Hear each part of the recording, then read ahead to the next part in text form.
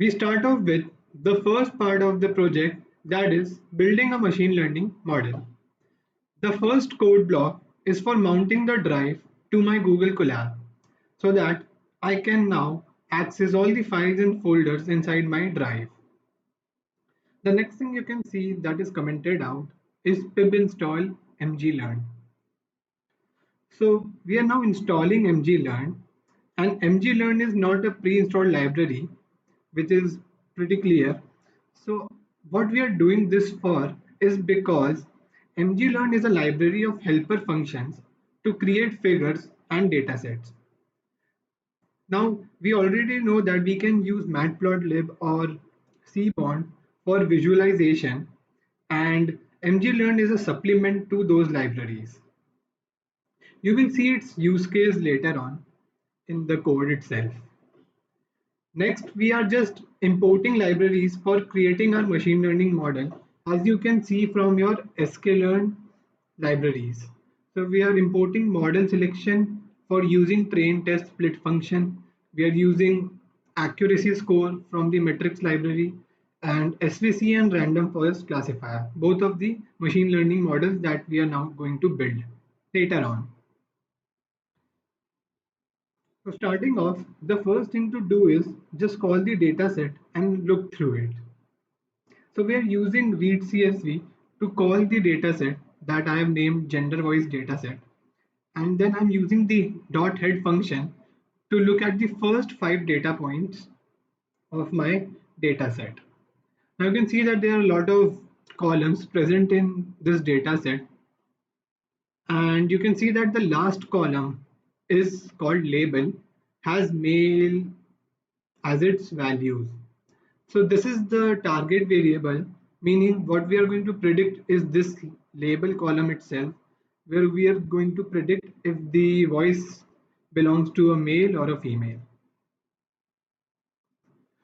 So before moving forward, I did tell you about that you have to understand the data first before going forward and doing maybe ED or feature engineering on the data. So I've given a brief uh, description, sorry, about the data set and each of the columns. And you can see that I've already specified the target variable, that is label, and have given the values male or female for it. So now I'm categorizing or describing the 20 independent variables that we have, starting with mean frequency. So this is the mean frequency of the voice audio of the person. So we know that for listening, our ears are, or I can say the ear is actually able to categorize or recognize voice that ranges from 20 hertz to 20k hertz. So now you can see that the mean frequency is actually the all the frequencies for a person when he was or she was speaking and has a frequency. So we are taking the mean of those frequencies, and all of that is actually in kilohertz. So if you go forward and look at the first column, so it's giving you the mean, and since these are in kilohertz, so the actual mean value was around 50 to 60, 70, 150, and stuff like that. Now you can see that the second column is SD, telling me the standard deviation of the frequency of the voice audio. So just to make things a little more clear, let me just show you an example of what all of these are. Let's say that the audio was of 3 seconds. So for the first second, the frequency was maybe 55 hertz. Then for the second, the frequency was, let's say, 72 hertz. And for the third second, the frequency was, let's say, 44 hertz. So what this mean frequency is doing is taking the mean of 55, 72, and 44. Similarly, the standard deviation is for these three values, Again, you can see that the mean is taking the median is taking the median frequency of the voice audio. So first it is actually converted to kilohertz, then it is taking the mean, standard deviation, median, first quartile, third quartile, interquartile range. Now, if you're not a statistics person, you won't be understanding much of this. But if you really want to understand about the data, so go and look through first quartile and third quartile, because while I might not include them later on, but it is quite important to understand what quartiles define for a discrete variable. Okay, so next you can see is skew. Now skew and Kurt both are present in my data set. Now what both of them are defining. So skewness refers to a distortion or asymmetry that deviates from the symmetrical bell curve or normal distribution. Now you can see that a normal distribution is like a bell, and data set having a normal distribution is very well recognized or generalized by the model, because the data set is defined in a very good way. Skewness basically tells you if more of the data set is concentrated to the left half or the right half. Okay, and these halves are actually determined by your mean value. So if the data set is concentrated in the left half, that means that let's say there are 10 data points, then 6 data points have values that are below or less than the mean value. So that is what is determined by skew, and Kurt is for determining kurtosis. That is a statistical measure that defines how heavily the tails of a distribution differ from the tails of a normal distribution. Now, this is something that might be confusing to a lot of people, even to people who have statistics as a subject or might have learned about kurtosis beforehand somewhere. So I would like you to go and understand kurtosis, because an image representation would be much better than just reading about it. So the next is spectral entropy, and frankly, I don't even understand what this was, so I've skipped this one. And next is spectral flatness. Now, spectral basically determines the ranges of frequencies. Okay, now entropy and flatness is something that I'm not really understood about, but from the perspective of voice, you can say that, let's say, taking this as an example itself. Now, even in light, we have spectrums, right? Ultraviolet rays, infrared rays, and stuff like that. So similarly, in voice also, we have spectrals that are defined by certain categories or certain characteristics. And let's say that 55 was categorized as spectrum 2 and 72 was categorized as spectrum 3. So both of them are going to go in spectrum 2 and 3 respectively. So like that, we have our spectral entropy calculated and spectral flatness calculated. Now mode is again simply the mode of the frequency. Since if I just add on and say that for fourth second, the frequency was 44 hertz again. So the mode for this data point would be 44. Okay, since 44 has been the most occurrent time. And next is centroid. So that is telling me the frequency centroid. Yeah. So from this point onward, if you want to understand about the data, you have to search about specprop.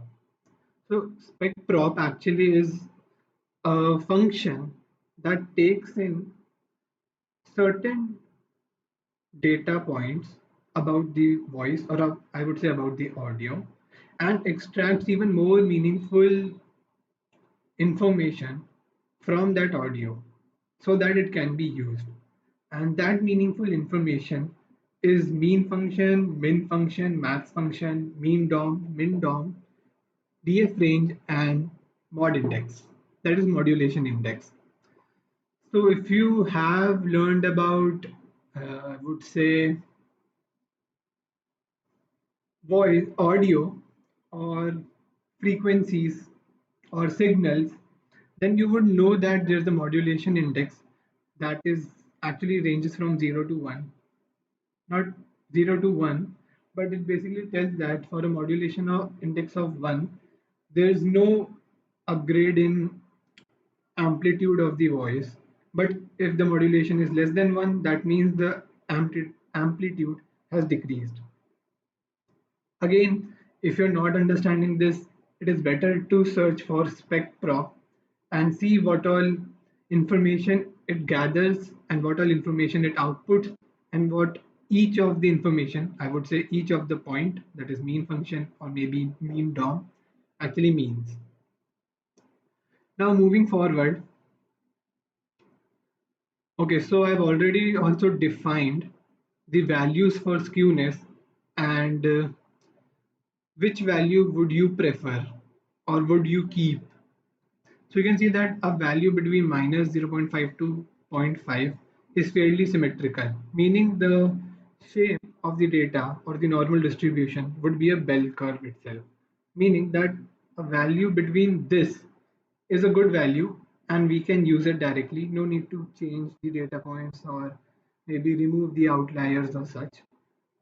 But a value between this means that the data is moderately skewed, which is not really good. And a value of here satisfying this condition means the dataset is highly skewed and if you directly use the dataset as such to train the model will fare very poorly. So I've already defined a basic description and I've already told you about SpecProp also. So this function returns a list of statistical properties of a frequency spectrum which have been defined above. That is have been defined above. Okay. And for more information, you can just visit this link itself and see for yourself what SpecProp does. Now we started with EDA, that is exploratory data analysis, where we are using the dot is null function and dot sum to gather if there is any null value, and if there is, then the frequency of it for each of the columns. So we can say that the data set is pretty clean in terms of null values at least, because there's no null value present. Now I'm using the okay now I'm using the describe function, which is again giving me the counts, that is telling me that there are 3168 data points in our data set, and again the standard deviation for each of the columns, the max value, the minimum value. So you can see that for all the integral types or float type data points or data columns, we have the minimum, the maximum, averages of it. Now, again, if you're not a statistical person, you might not be able to understand why I'm using this and what I'm inferring from this. But one thing I would like to notice you, one thing I would like you to notice is that just check out the minimum and max for each of the columns. What happens sometimes is that for one column, the range meaning minimum to max, might be 1 to 10, and for another column, it might be 0.1 to 10,000. Now, both of these ranges are very different, and while setting the data and then giving this data to the model to train, the model might not be able to generalize well, meaning the model might not be able to find particular patterns because the ranges were too far apart. So for that, we do standardization, and but to see if we have to use standardization or not, it is preferable to first see if there are columns which have ranges that are too far apart. So for that, I am using describe. So now I have given some pointer that is telling me, you can see for column like Q25 and maxdom that we have very large ranges as compared to other columns. So for this, just like I told you, we have standardization. Okay, I have not included normalization. So in normalization, what we do is, rather than just comparing two columns for their ranges and setting the ranges in a comparable manner, we just change the range for one column looking at the other column. Okay, so I've not included standardization for this project because we are actually not going to use Q25. The next thing that we are doing is using a heat map that is present in our Seaborn library to build a correlation graph. Now, correlation is basically telling you about, for two columns, let's say A and B, how much related they are to each other or how much dependent they are to each other. That would mean that, say for column A, I'm increasing each and every value in column A by 3. So how much change would it occur for column B? Would it increase? Would it decrease? So that is what correlation basically tells you about. So you can see that for each and every column, there's a mapping for each and every column itself. And you can see some of the values here ranging from 1 to -1. Now correlation actually ranges from 1 to -1. A value of -1 telling me that column A is inversely related to column B. Meaning if I am increasing the value by 1 for column A, so nearly there would be a decrease of -1, there would be a decrease of 1 in column B. So why I'm actually taking this out is to understand which of the columns are highly dependent on each other. Okay, and then I'm going to remove one of the columns, because while you input this data, column A and column B are highly correlated. So what happens? Column B is not able to provide much information that is too different from column A, and the model just thinks that, yeah, column B is again telling me what column A is telling, and this doesn't really help the model in understanding the patterns inside the data, and in turn actually increases the dimensionality of the data itself.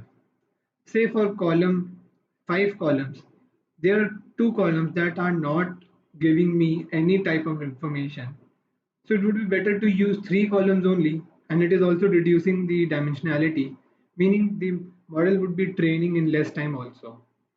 So for this, we are using our Seaborn library, and you can see that the first parameter is gen.call. Basically, my gen variable is of pandas having the data set, and .core is the function that is determining or that is providing all the information for correlation.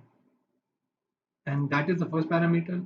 The next is just to color and the width of each boxes for the correlation.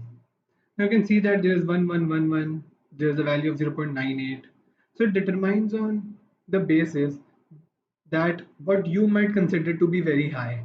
In my opinion, I would say a value of 0.91 is high, but a value of 0.59 or 47 is not. So I would let these columns stay, but for values of 0.91, I would remove one of the columns. So let's say for this example, Q of 25 having a correlation of 0.91 with centroid. So I would be removing either centroid or either Q25. Similarly, I'm looking at all the other boxes or values which have high values, like even -0.87 is telling me that Q25 column is highly inversely correlated to IQR column. So I would be removing either of those columns. So with that in mind, I have already segregated which columns to remove, and though I have not set those columns here or written them down, you would see that later on I'm removing some of the columns according to this graph itself. So next thing what I'm doing is just looking for my label column and seeing if the label column has imbalance in classes or not. So imbalance basically means that, let's say there are two classes, class A and class B, but class A has only 10 instances while class B have 900. So this is what we call imbalance in classes. But you can see that from the histogram, you can see that the count for both the classes are equal or nearly equal. So there is no imbalance in classes also, which is good for us. So next thing we are doing is finding out for each of the columns if that column is going to help us in differentiating if the voice is of a male or of a female. Now you can see that we are using the mglearn and its function cm3 and defining or providing it with parameters or arguments as 0 and 2 and building a histogram. So you can see that from all the histograms that have been defined here, yeah, let's start with the first column. So its histogram is defined here, and the y-axis is for the frequency and the x-axis for feature magnitude, meaning the max and min values for each of the values inside my mean frequency. You can see that the male, that is determined by blue, and female determined by green, are converging for a lot of data points and are differentiated for very less. So mean frequency is not helping us much in determining the male and female classes. The next is standard deviation, and you can see that the classes are pretty much defined.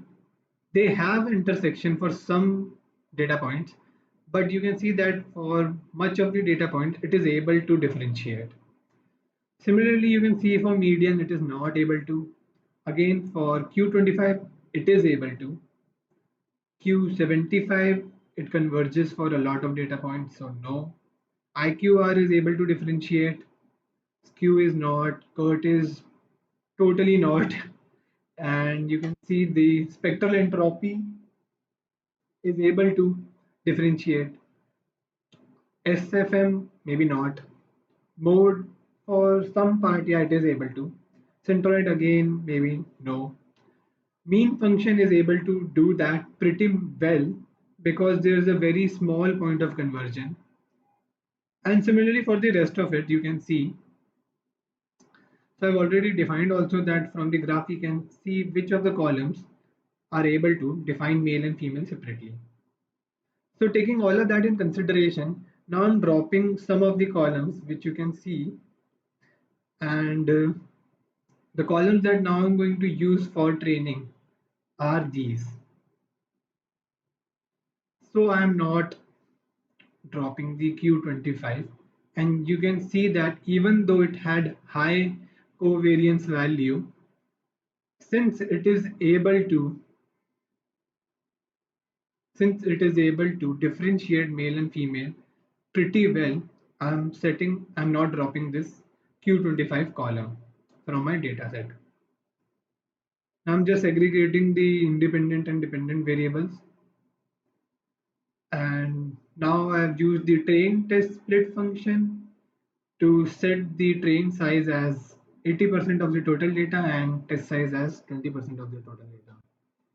I'm using the SVC, that is support vector machine, to fit, and it is giving me an accuracy of 0.73, that is 73% on test set, and on training a value of 72%.